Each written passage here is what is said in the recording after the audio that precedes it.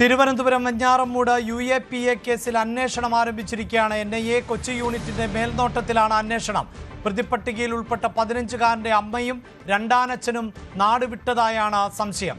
കുട്ടിയെ IS-ൽ ചേരാൻ പ്രേരിപ്പിച്ച രണ്ടാനച്ഛൻ അൻസാർ കനകമല IS റിക്രൂട്ട്മെന്റ് കേസിലെ പ്രതി സിദ്ദിഖിന്റെ സഹോദരൻ ആണ് എന്ന വിവരവും പുറത്തു വന്നിരിക്കുകയാണ്.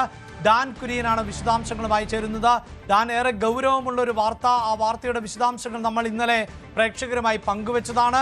FIRന്റെ പകർപ്പടക്കം. പക്ഷേ അപ്പോഴും ചില പരിമിതികൾ കൊണ്ട് പല കാര്യങ്ങളും നമുക്ക് പറയാൻ സാധിക്കുമായിരുന്നില്ല. കാരണം 15 വയസ്സുള്ള ഒരു കുട്ടി, ആ കുട്ടിയുടെ സ്വകാര്യതയടക്കം നമുക്ക് ബഹുമാനിക്കേണ്ടതുണ്ട്. പക്ഷേ രാജ്യദ്രോഹപരമായ പ്രവൃത്തികളിൽ ഏർപ്പെടുന്നവരുടെ മുഖം മറച്ചു വെക്കേണ്ട ഒന്നല്ല. ഇപ്പോഴിതാ അൻസാർ ആണ്, ഈ കുട്ടിയുടെ രണ്ടാനച്ഛനായ അൻസാറാണ് ഈ കുട്ടിയെ IS റിക്രൂട്ട്മെന്റിന് പ്രേരിപ്പിക്കുന്നത് എന്നതാണ് നമുക്ക് മനസ്സിലാക്കാൻ സാധിക്കുന്നത്.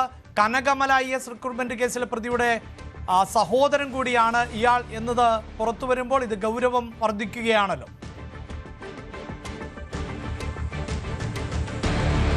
വെഞ്ഞാറമൂട് പോലീസ് രജിസ്റ്റർ ചെയ്ത UAPA കേസിൽ സംസ്ഥാന പോലീസ് മേധാവി സംസ്ഥാന ആഭ്യന്തര വകുപ്പിന് ഈ കേസിന്റെ അന്വേഷണം NIAക്ക് കൈമാറണമെന്ന ഔദ്യോഗികമായ ഒരു റിക്വസ്റ്റ് നൽകുന്നതിന് മുമ്പ് തന്നെ ഈ കേസിന്റെ ഗൗരവം കണക്കിലെടുത്തുകൊണ്ട് NIAയുടെ കൊച്ചി യൂണിറ്റ് ഇതുമായി ബന്ധപ്പെട്ട അന്വേഷണം ആരംഭിച്ചിരിക്കുന്നു എന്നതാണ് ഈ കേസിന്റെ ഗൗരവം വർദ്ധിപ്പിക്കുന്നത്. നിലവിൽ ലഭിക്കുന്ന സൂചനകൾ അനുസരിച്ച് FIR ഇതുവരെ NIA രജിസ്റ്റർ ചെയ്തിട്ടില്ല. പ്രാഥമികമായ അന്വേഷണമാണ് ആരംഭിച്ചിരിക്കുന്നത്.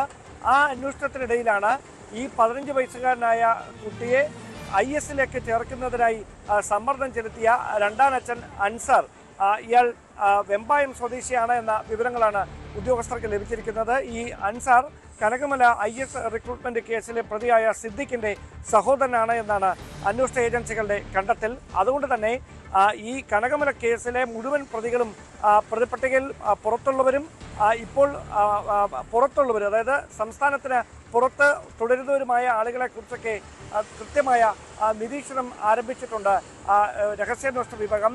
NIAക്ക് പുറമെ കേന്ദ്ര ഇന്റലിജൻസ് ബ്യൂറോയും ഇതുമായി ബന്ധപ്പെട്ട വിവരങ്ങൾ ശേഖരിച്ചിരുന്നു. അവിടെയാണ് ഇത് വെഞ്ഞാറമൂട്ടിൽ മാത്രം ഒതുങ്ങുന്ന ഒരു ഒറ്റപ്പെട്ട സംഭവമല്ല എന്ന വിലയിരുത്തലിലേക്ക് അവർ എത്തിയിരിക്കുന്നത്. അങ്ങനെയാണ് ഈ അന്വേഷണം വ്യാപിപ്പിക്കുന്ന സാഹചര്യം NIAയുടെ ഭാഗത്തുനിന്നുണ്ടായിരിക്കുന്നത്. അതിൻ്റെ ഭാഗമായിട്ട് നടത്തിയ അന്വേഷണത്തിലാണ് കനകമല റിക്രൂട്ട്മെന്റ് കേസിലെ IS റിക്രൂട്ട്മെന്റ് കേസിലെ പ്രതി സിദ്ദിഖിലേക്ക് അന്വേഷണ സംഘം ഇപ്പോൾ എത്തി നിൽക്കുന്നത്. സംസ്ഥാനത്ത് UAPAയുമായി ബന്ധപ്പെട്ട സാധാരണയായി കേസുകൾ രജിസ്റ്റർ ചെയ്തതിനു ശേഷം സംസ്ഥാന പോലീസ് മേധാവി ആഭ്യന്തര വകുപ്പിന് കൊടുക്കുന്ന റിപ്പോർട്ട് പിന്നീട് കേന്ദ്ര ആഭ്യന്തര മന്ത്രാലയത്തിന് കൈമാറുന്ന ഒരു പതിവ് രീതിയാണ് നിലനിൽക്കുന്നത്. പക്ഷേ ഈ കേസിൽ അങ്ങനെയൊന്നില്ല. നേരിട്ട് NIA ഇതുമായി ബന്ധപ്പെട്ട സമാന്തര അന്വേഷണം നടത്തി വിവരശേഖരണം നടത്തിയതിനു ശേഷം അന്വേഷണം ഏറ്റെടുക്കുന്ന ഒരു സാഹചര്യത്തിലേക്ക് കാര്യങ്ങൾ എത്തിയിരിക്കുന്നു എന്ന് വേണം പറയാൻ. NIAയുടെ കൊച്ചി യൂണിറ്റാണ് കേസുമായി ബന്ധപ്പെട്ട അന്വേഷണം നടത്തിക്കൊണ്ടിരിക്കുന്നത്. അങ്ങനെയെങ്കിൽ ഇപ്പോൾ ഈ കുട്ടിയുടെ അമ്മയും രണ്ടാനച്ഛനും നാട്ടിലുണ്ടോ എന്ന കാര്യത്തിലടക്കം സംശയം നിലനിൽക്കേണ്ട സാഹചര്യമുണ്ട്. ഏതാനും മാസങ്ങൾക്ക് മുമ്പ് ഈ അമ്മ ഇവിടേക്ക് എത്തിയിരുന്നു എന്ന വിവരങ്ങൾ ഉദ്യോഗസ്ഥർക്ക് ലഭിച്ചിട്ടുണ്ട്.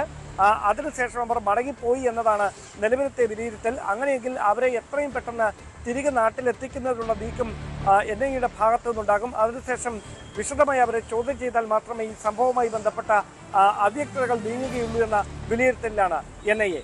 തീർച്ചയായും.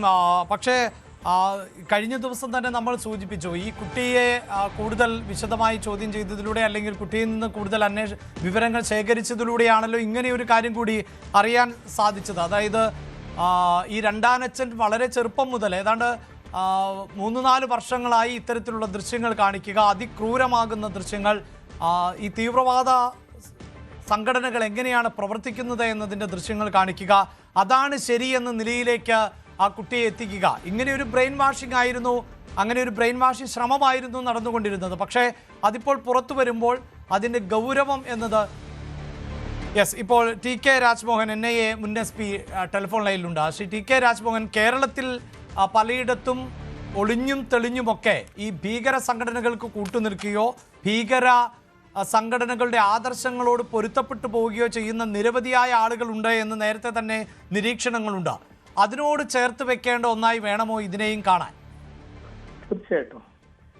കാരണം നമ്മുടെ കേരളം ഈ ദിവസങ്ങൾ പല ദിവസങ്ങളിൽ മാറി മാറി വരുന്ന കാലത്തോളം ഈ ഇതുമാതിരിയുള്ള ഈ തീവ്രവാദ പ്രവർത്തനങ്ങളിലേക്ക് താല്പര്യമുള്ള ആൾക്കാരെ ഇതിലേക്ക് വരുന്നെന്ന് മാത്രമല്ല, ആവശ്യമാണെങ്കിൽ അവരുടെ എല്ലാ സപ്പോർട്ടും ബാക്കി എല്ലാ സംവിധാനങ്ങളും കൂടി അവര് ഉപയോഗിക്കാൻ തയ്യാറാണ് എന്നാണ് ഇത്തരത്തിലുള്ള വാർത്തകൾ മനസ്സിലാകുന്നത്.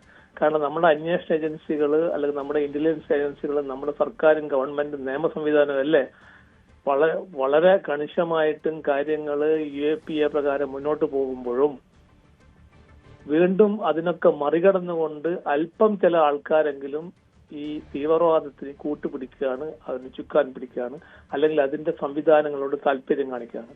അപ്പൊ എവിടെയും എന്തും നിയമവിരുദ്ധമായി ചെയ്യുന്നതിൽ അവർക്ക് താല്പര്യം കാണുമ്പോൾ നമ്മുടെ നാടിന്റെ പോക്ക് വളരെ മോശമാണെന്നും അതിനെ ഈ സംവിധാനം കുറെ കൂടി കർശനമാക്കണമെന്നും ഇത്തരത്തിലുള്ള ആൾക്കാരെ വളരെ ഡീപ്പായി എൻക്വയറി കണ്ടക്ട് ചെയ്ത് ഇത്തരത്തിലുള്ള ആൾക്കാരെ നിങ്ങളുടെ നിയമ നടപടികൾ സ്വീകരിച്ചുകൊണ്ട് വളരെ കർക്കശമായി മുന്നോട്ട് പോകണം. കാരണം ഈ ആക്ഷൻ ഉണ്ടെങ്കിൽ മാത്രമേ ഈ നടപടികളിൽ ഒരു കൺട്രോൾ ഉണ്ടാവുള്ളൂ. പക്ഷെ ഇൻസ്പൈറ്റ് ഓഫ് ദാറ്റ് ഇങ്ങനെ ചെയ്യുന്നതായി കാണുന്നുണ്ട്. അത് തീർച്ചയായും ആശങ്ക ഉണ്ടാക്കുന്ന കാര്യമാണ്. പ്രത്യേകിച്ച് കേരളം പോലെയുള്ള ഒരു സംസ്ഥാനം വളരെ എല്ലാ മറ്റ് സംസ്ഥാനങ്ങളെക്കാട്ടിയും ഈ പല കാര്യങ്ങളും വളരെ മുന്നണിയിൽ നിൽക്കുന്ന ഒരു സംസ്ഥാനം. ഈ സംസ്ഥാനത്തിന്റെ പൈതൃകം അല്ലെങ്കിൽ സംസ്ഥാനത്തിന്റെ ഈ എഡ്യൂക്കേഷണൽ കാപ്പബിലിറ്റി, സംസ്ഥാനത്തിന്റെ ബാക്കി സംസ്ഥാനങ്ങളുമായുള്ള ആ മുന്നേറ്റം, ഇതൊക്കെ ഉണ്ടെങ്കിലും ഇത്തരത്തിലുള്ള ആൾക്കാർ നമ്മളെ ഈ സംസ്ഥാനത്തും കേരളത്തും ഇങ്ങനെയുള്ള വിവരക്കേടുകൾ കാട്ടുകയാണല്ലോ എന്ന് പറയുമ്പോൾ വളരെ വളരെ സങ്കടം ഉണ്ടാക്കുന്ന വിഷയമാണ്. എന്നാലും അന്വേഷണ ഏജൻസികൾ ഇതിന്റെ പിറകെ തന്നെ ഉണ്ടാകും. അങ്ങനെ ഉണ്ടാകിൽ മാത്രമേ ഇതിനൊരു കൺട്രോൾ ഉണ്ടാവുള്ളൂ. അത് അന്വേഷണ ഏജൻസി ചെയ്യും, ഗവൺമെന്റ് ചെയ്യും, അതേപോലെ ഇന്റലിജൻസ് ഏജൻസിയും ബാക്കി റോവും IBയും സ്റ്റേറ്റ് സ്പെഷ്യൽ ബ്രാഞ്ചും എല്ലാവരും ഇതിന്റെ പിറകെ തന്നെ പ്രവർത്തിച്ചുകൊണ്ട് ഇതൊരു പരിധിവരെ കൺട്രോൾ ചെയ്യാൻ പറ്റണം എന്നാണ് എനിക്കൊക്കെ പറയാനുള്ളത്.